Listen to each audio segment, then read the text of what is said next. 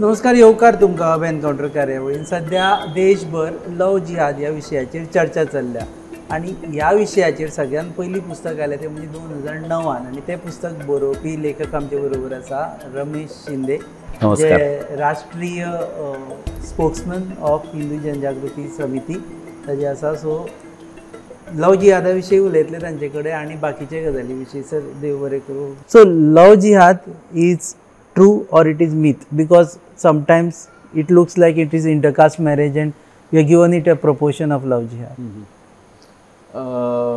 Basically love jihad is a truth.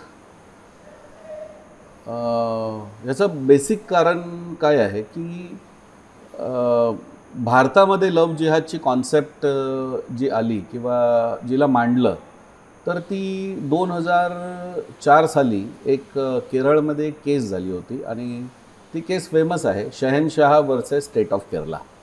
याच्यामध्ये justice K.T.. Shankaran म्हणून हायकोर्टचे जज होते आणि त्यांनी त्या काळामध्ये केरळचे DGP होते जेकब म्हणून.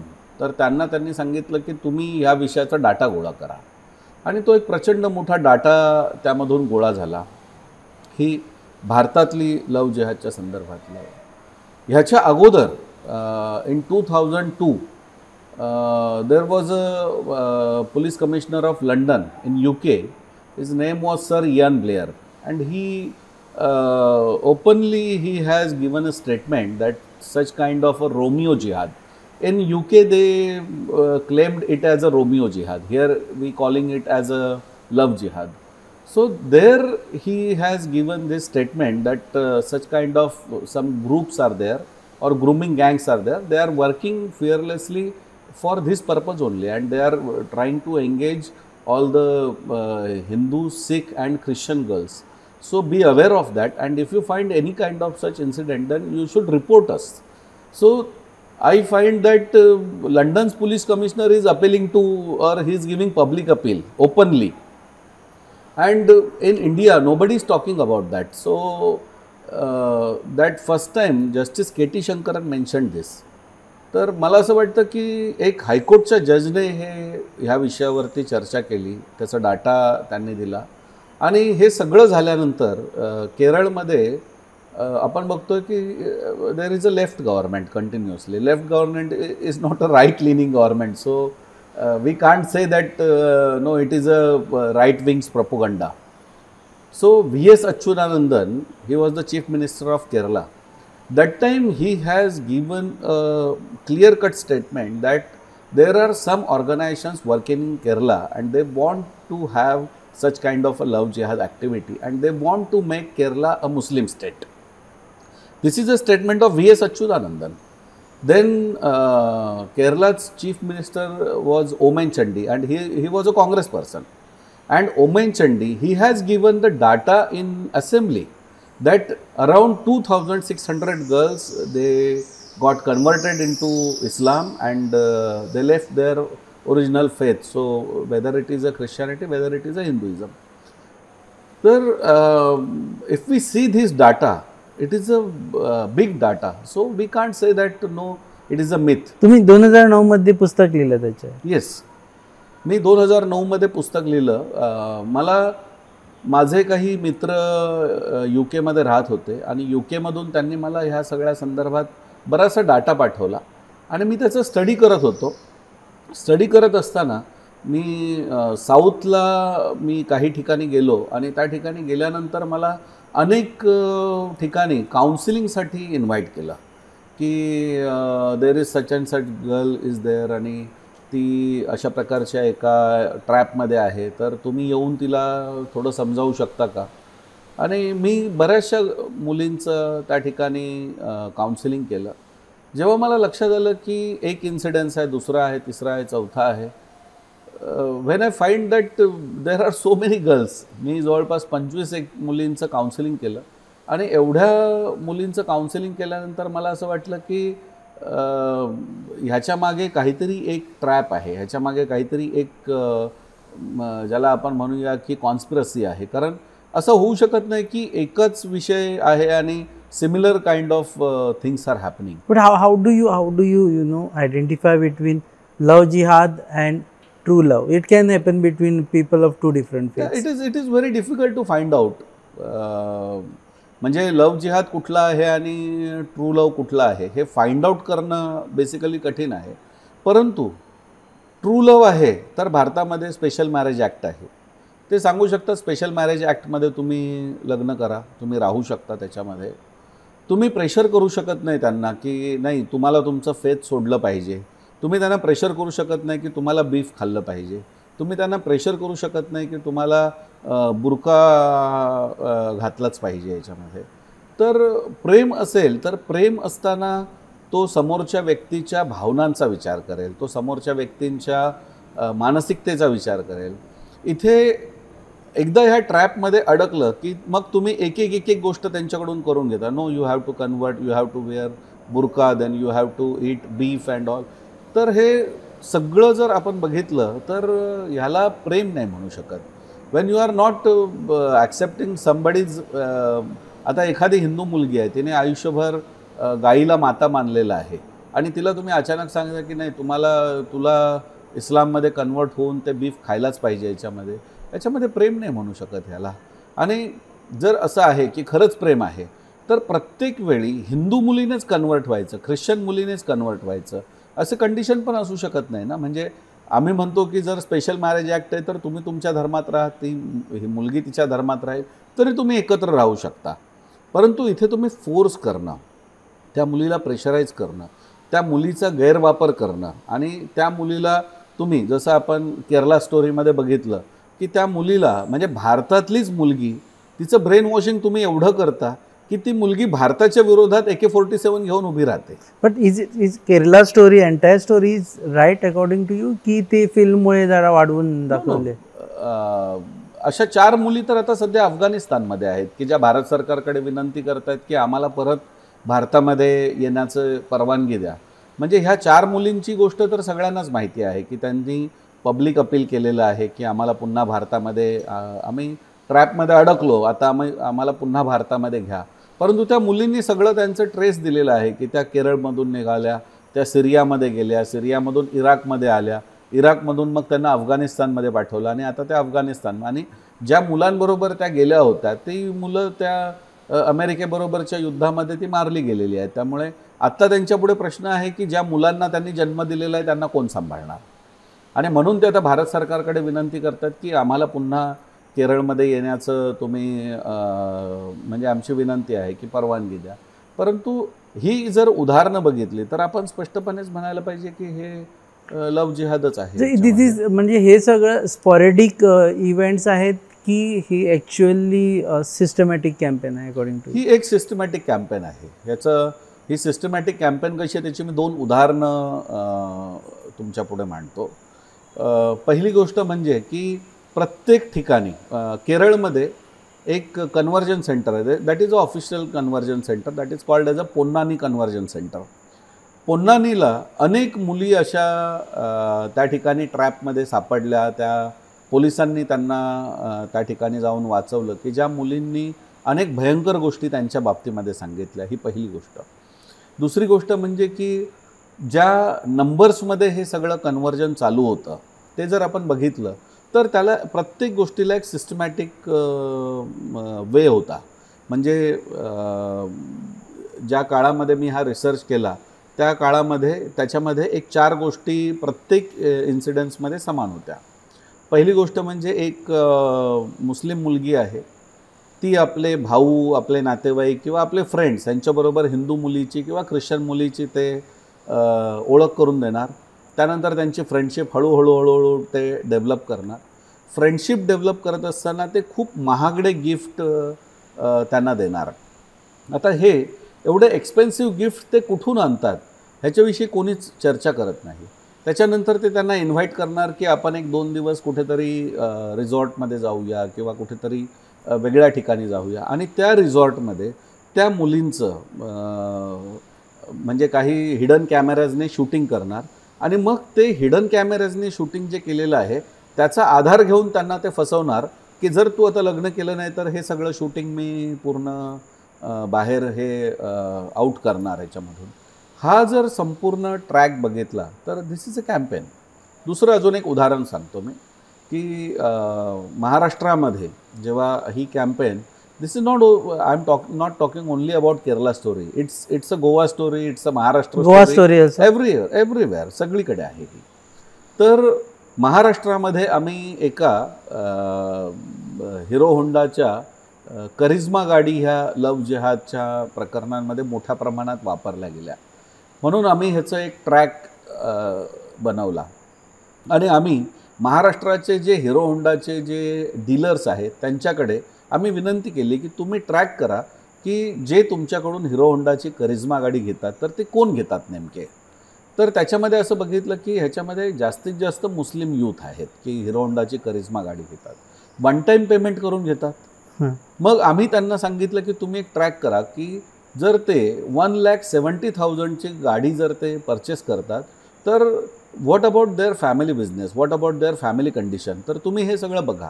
आणि हे बघितल्यानंतर आम्हाला त्याच्यामध्ये लक्षात आलं की ऑलमोस्ट 70% मुलांच्या घरी ज्यांनी 1,70,000च्या गाडीचं डायरेक्ट डाऊन पेमेंट केलं होतं तर त्यांनी त्यांच्या घरामध्ये एक वेळचं जेवण होणार नाही अशी त्यांची फॅमिली बॅकग्राऊंड होती.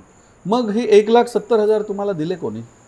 So that is why this is a campaign. Somebody is funding, somebody is providing money, somebody is providing the or he is taking care of all the expenses. But looking at the entire amount of investment that is going on, amount of time that is going on, amount of efforts, manpower, same they can do it other way and convert. तुम्हाला असं कशाला वाटतं की they will म्हणजे मुलींनाच वापरून ते convert करणार, मुलांना पण कन्वर्ट करू शकता. why a man cannot be converted? ह्याच्यामध्ये दोन गोष्टी आहेत.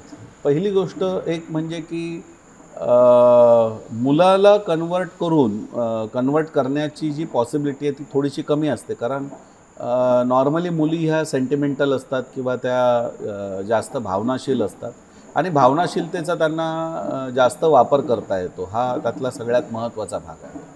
दुसरी गोष्ट जर आपण ह्याच्यामध्ये बघितली तर मुलींना कन्वर्ट का केलं जातं जास्त मोठ्या प्रमाणामध्ये, ह्याचं कारण की त्या अनेक मुलांना जन्म देऊ शकतात.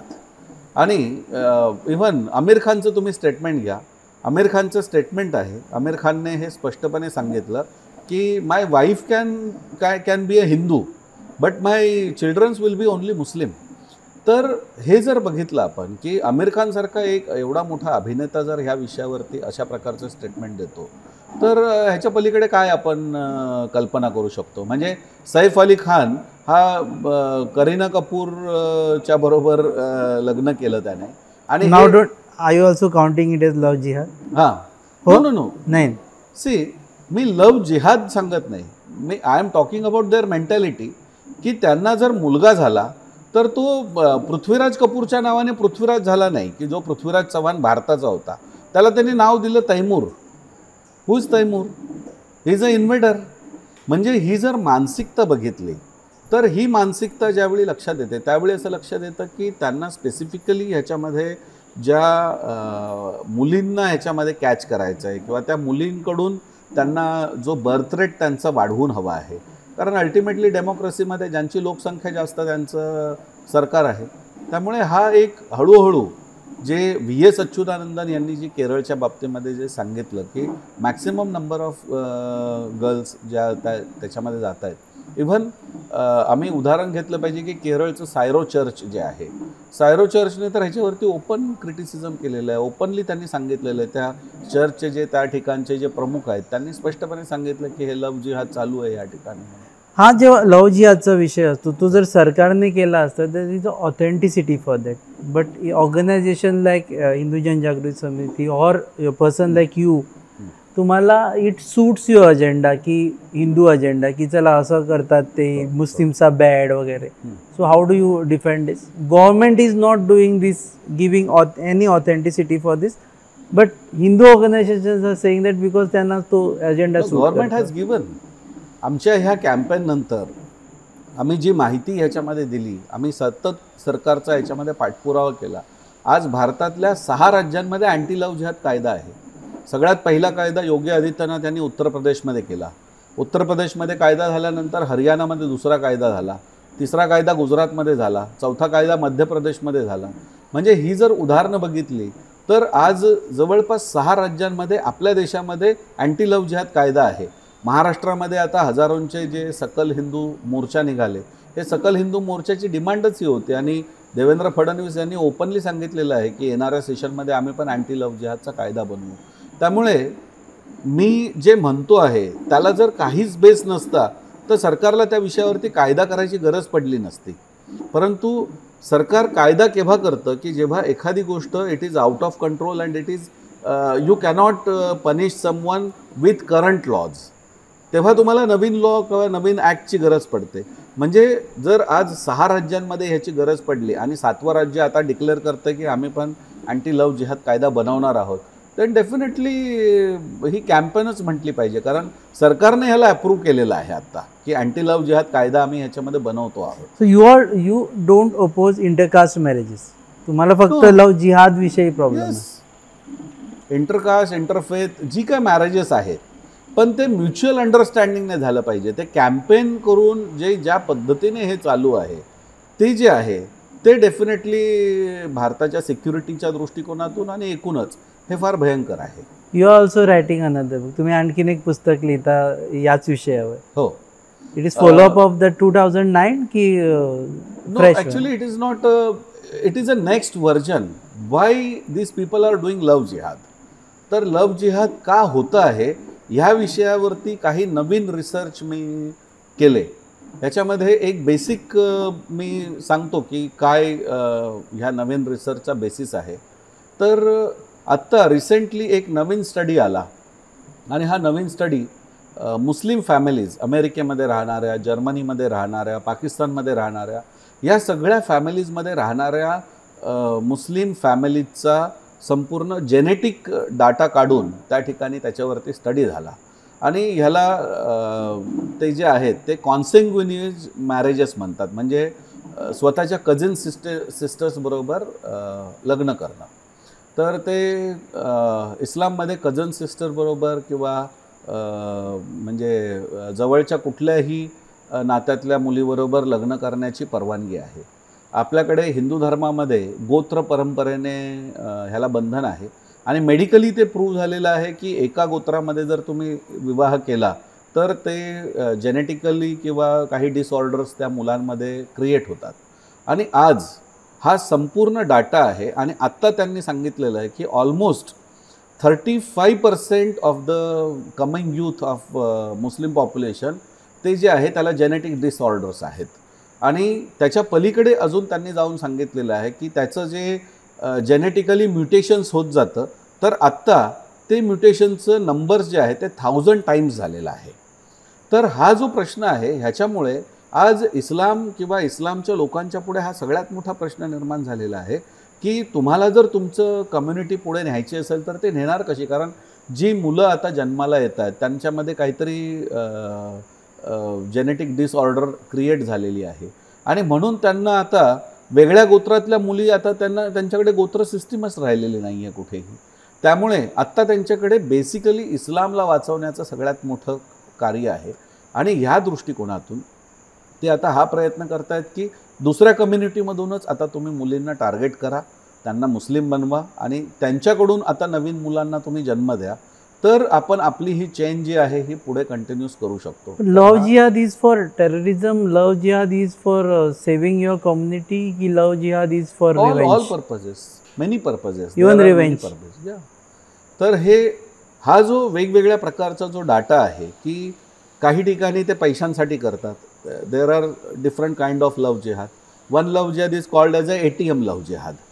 आणि हे ATM लव्ह जिहाद काय आहे तर ह्या ATM लव्ह जिहादमध्ये they target womens, married womens, those who are more than 40.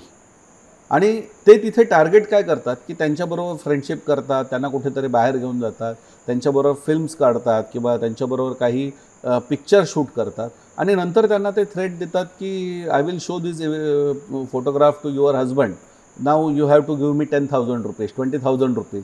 आणि हे ब्लॅकमेलिंग चालू आहे त्यांचं मोठं. दिस इज ब्लॅकमेलिंग. लव्ह जिहाद त्याला कसं म्हणू शकतो? This can be anywhere with any religion. No but this people are targeting no Hindu womens, Hindu विमनलाच टार्गेट. हां, ह्याच्यामध्ये सुद्धा हिंदू स्त्रियांना टार्गेट करून ते हे प्रचंड प्रमाणामध्ये हे चालू आहे त्यांचं. आणि त्या ATM लव्ह जिहादचा उद्देश एवढाच असतो त्यांचा की फक्त मनी एक्स्ट्रॅक्शन, म्हणजे फक्त ह्या दृष्टिकोनातून पैसे जे तुम्हाला हवे आहेत ते पैसे मिळवण्यासाठी करणं. एक लव्ह जिहाद जे चालू आहे त्याच्यामध्ये तुम्ही मुलांना जास्तीत जास्त तुमची लोकसंख्या वाढवणं ह्या दृष्टिकोनातून चालू आहे. एक लव्ह जिहादचा उद्देश हा टेररिझमसाठी त्यांना जे हे हवं आहे त्या दृष्टिकोनातून चालू आहे. म्हणजे हे असे वेगवेगळ्या प्रकारचे आहेत. म्हणजे मूळ काय आहे तर कुठल्या तरी दुसऱ्या धर्मातल्या मुलीला, दुसऱ्या पंथातल्या मुलीला ट्रॅप करायचं आणि ट्रॅप करून त्या मुलीचा यूज करणं, तो वेगवेगळ्या प्रकारे आहे. आता हा प्रॉस्टिट्यूशनसाठी सुद्धा हा मोठ्या प्रमाणात केला जातो आहे. मी आता NRCBचा डाटा आहे, या NRCBच्या डाटावरती मी काम करतो आहे. म्हणजे नॅशनल क्राईम रेकॉर्ड ब्युरोचा डाटा आहे त्याच्यातून. या नॅशनल क्राईम रेकॉर्ड ब्युरोचा डाटा हा तर केंद्र सरकारचा डाटा आहे. ह्यामध्ये मिसिंग गर्ल्स, भारतामधल्या मिसिंग गर्ल्सचा प्रचंड मोठा डाटा आहे. या डाटामध्ये जर आपण बघितलं तर महाराष्ट्र हा एका वर्षामध्ये सगळ्यात जास्त मुली त्या ठिकाणी गायब होतात. Maharashtra is on first number, Madhya Pradesh is on second number and West Bengal is on third number. आणि प्रत्येक वर्षी गायब होणाऱ्या मुलींची संख्या महाराष्ट्रामध्ये आहे 34,000, मध्य प्रदेशमध्ये आहे 30,000 आणि वेस्ट बेंगॉलमध्ये आहे ऑलमोस्ट 29,800. म्हणजे 3 स्टेटचं जर आपण बघितलं तर 1,00,000 मुली दरवर्षी गायब होतात. 3 states, I am giving data about only 3 states. In Goa almost 234 girls are missing each year. हा कधीचा डेटा आहे? हा 2020 पर्यंतचा डेटा आहे. हा NCRBच्या वेबसाईटवरती संपूर्ण मिसिंग गर्ल्सचा डाटा आहे ह्याच्यामध्ये. आणि ह्या सगळ्या मुलींचं नेमकं होतं काय, म्हणजे जर 3 स्टेटचं आपण बघितलं तर 1,00,000 मुली जर गायब होतात तर ह्या 1,00,000 मुली जातात कुठे नेमक्या ह्याच्यावरती. आणि त्याचं NCRBने त्याच्यावरती दिलेलं आहे की त्या अशा प्रकारच्या कुठल्या तरी प्रेमाच्या जाळ्यात अडकवून त्यांचा गैरवापर केला जाऊ शकतो. श्रद्धा वालकरसारखी घटना घडू शकते. त्यांना विदेशामध्ये नेऊन चाइल्ड ट्रॅफिकिंग किंवा विमेन ट्रॅफिकिंग जे चालू आहे किंवा प्रॉस्टिट्यूशनचे रॅकेट्स आहेत त्याच्यामध्ये त्यांना वापर केला जाऊ शकतो. नेमकं ह्या बाबतीत काय होतं आहे अपार्ट फ्रॉम गव्हर्नमेंट्स, हा फार मोठा आणि प्रचंड मोठा विषय आहे की प्रत्येक वर्षी जर लाखो मुली गायब होत असतील आपल्या देशामधून तर त्यावरती काय नेमकं सरकार करतं आहे आणि कुठल्या पद्धतीने उपाययोजना करतं आहे हा शोधण्याचा भाग आहे. कारण 365 डेज जर आपण बघितले आणि 35,000 मुली गायब होत आहेत तर दररोज 100 मुली गायब होतात असा त्याचा अर्थ झाला. आणि दररोज 100 मुली गायब होत आहेत तर मग ह्या मुली जातात कुठे नेमक्या. तेव्हा ह्या दृष्टिकोनातून जर हा सगळा डाटा बघितला तर ही प्रचंड मोठी संख्या आहे. आणि मी असं म्हणत नाही की ह्या सगळ्याच लव्ह जिहादमध्ये फसतात, परंतु जर एवढ्या प्रचंड प्रमाणामध्ये गायब होणाऱ्या मुलींचा डाटा आहे तर त्याचं इन्व्हेस्टिगेशन सुद्धा तेवढ्याच गंभीरतेने होणं गरजेचं आहे. Last from my side, last of this interview, are you painting की तुम्ही एका कम्युनिटीला पेंट करतात की they are bad through your arguments, statements, observations, data analysis, असं नाही वाटत तुम्हाला की you are painting Muslim community as a bad community? नाही, मला असं वाटत नाही की आम्ही अशा पद्धतीने काही पेंट करतो आहोत. बेसिकली ज्यावेळी त्यांच्याच कम्युनिटीमधले काही लोक उभे राहतील आणि ते हे सांगतील की नाही तुम्ही असं हे करायला नाही पाहिजे किंवा तुम्ही ह्या गोष्टी चुकीच्या पद्धतीने करतायत, when you are supporting them. म्हणजे एक कोणीतरी लव्ह जिहाद करणारा म्हणून त्याला दुसरा कोणीतरी 1,70,000ची बाईक देणार असेल, कोणीतरी त्याचा पेट्रोलचा खर्च करणार असेल, कोणीतरी त्याचा बाकीचा जो गिफ्टचा एक्सपेन्सेस बघणार असेल, कोणीतरी त्याच्या रिसॉर्टचे पैसे भरणार असेल, देन यू आर हेल्पिंग हिम ना. तुम्ही जर असं झालं की नाही तुम्ही अशा पद्धतीने मुलगी आणली तर तिला आम्ही स्थान देणार नाही किंवा तुम्हाला प्रूव्ह केलं पाहिजे की ही जी मुलगी आहे ती खरोखरच प्रेमात आणली आहे, तुम्ही तिच्याशी कुठलाही गैरव्यवहार करणार नाही, हे जर आपण बघितलं तर आपण समजू शकतो.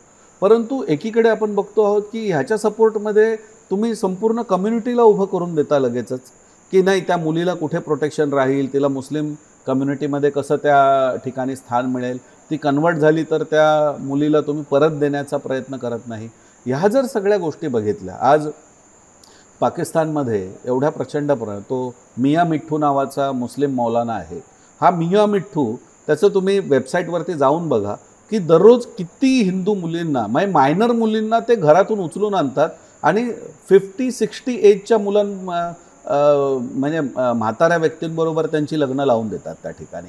आणि कोर्ट्स आर सायलेंट, कोणी त्या विषयावरती बोलत नाही.